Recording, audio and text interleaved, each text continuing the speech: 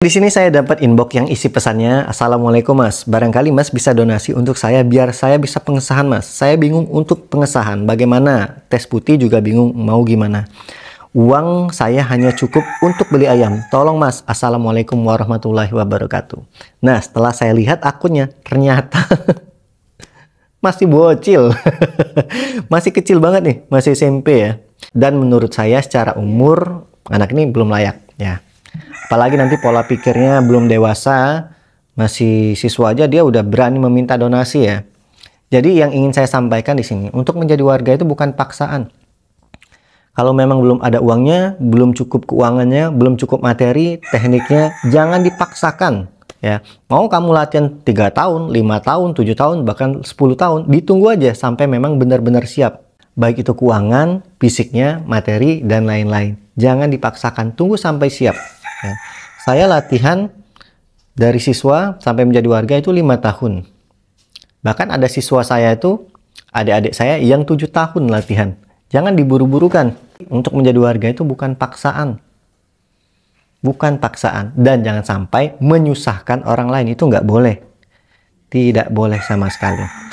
Jadi di sini saya punya cerita sedikit. Ya, dulu waktu saya pertama kali membuka ranting baru di tempat saya, ada siswa ya, bisa dikatakan ini bisa menjadi kisah inspirasi ya. Bisa dikatakan dia anak kurang mampu dan juga ada kelainan sedikit, tapi dia normal, ada kelainan sedikit ya.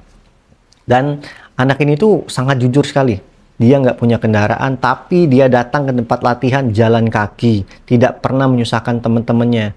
Nggak pernah dia bilang, "Tolong jemput aku ke tempat latihan," tidak pernah. Ya, bahkan kalau teman-temannya menjemput atau mengantar, dia mau ikut. Ya, jadi dia jalan kaki dengan jarak yang lumayan jauh. Nah, dia ini punya tekad untuk menjadi warga SH Teratif. Apapun dia latihan. Anak ini jujur banget. Ya, dia mengumpulkan uang, tidak pernah meminta uang dari orang tuanya.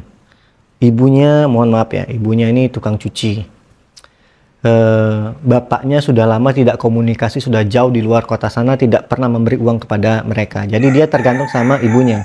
Tapi dia mengumpulkan uang ini dengan cara bekerja. Dia ikut membantu di bangunan, ikut bantu di bengkel, bahkan saking jujurnya anak ini, polos anak ini, sering ditipu, dia bekerja tanpa dibayar. Kasihan juga ya. Dan dia sudah mengumpulkan banyak uang, sampai mendekati pengesahan, ada kurang sedikit uang ini ya. Jadi teman-temannya ini cerita sama kita, sama warga ya. Dia tidak pernah minta tolong kepada pelatih untuk keuangannya, dia tidak. Ya, teman-temannya cerita, "Mas Denny, nah, jadi anak ini kurang uang sekian. Kita sebagai pelatih membantu dia, membantu keuangannya, ya, yang kurang tadi menutupinnya."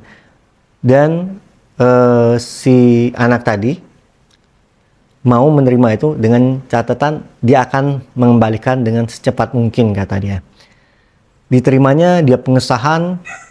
Kelang berapa minggu, anak tadi mengembalikan uangnya. Dia bilang dia tidak mau menyusahkan pelatih, terima kasih sama pelatih, dan dia tidak mau punya hutang, kata dia. Wah, di sini saya respect banget ya. Dia walaupun dari orang tidak mampu, dia memang benar-benar berusaha untuk menjadi warga tanpa menyusahkan orang lain. Dia adalah salah satu warga pertama di rantingnya saya. Jadi ada beberapa orang yang disahkan menjadi warga pertama di rantingnya saya, adalah salah satunya dia. Nah, ini saya sering ceritakan kepada adik-adik kamu, kalau mau jadi warga, nabung dari sekarang, jangan menyusahkan orang lain.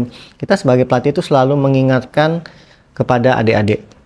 Ya, jangan menyusahkan orang tua, minta duit kepada orang tua ketika hari H. Kan kalau ketika hari H kan langsung banyak nih. Tapi kalau dari jauh-jauh dikasih uang jajan, dikumpulin.